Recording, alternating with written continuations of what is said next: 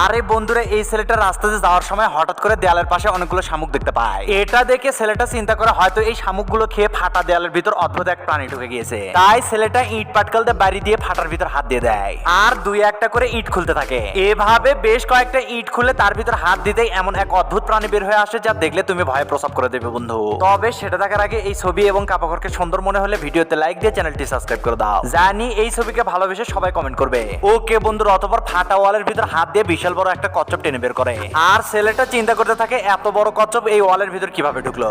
বন্ধুরা, এই ছেলেটা রাত্রিবেলায় মাছ ধরতে গিয়ে কাদার ভিতর কিসের জন্য একটা গর্ত দেখতে পায়। এটা দেখে ছেলেটা গর্তটা খুঁড়তে শুরু করে, কেননা ছেলেটা কাদা খুঁড়ে মাছ ধরায় অনেক পটু। প্রায় অনেকক্ষণ ধরে এভাবে গোইন করে খোঁড়ার পর কিসের যেন একটা লেজ দেখতে পায়। তারপর আর একটু খুঁড়তেই কাদার ভিতর থেকে এমন কিছু ধরে ফেলে যা দেখলে তুমি অবাক হবে বন্ধু। তবে সেটা দেখার আগে এই ছবির জন্য একটা লাইক দিয়ে কমেন্টে আলহামদুলিল্লাহ লেখো। ওকে বন্ধুরা, অতঃপর রাত্রিবেলায় কাদা খুঁড়ে তার ভিতর থেকে বিশাল বড় একটা কুচে ধরে।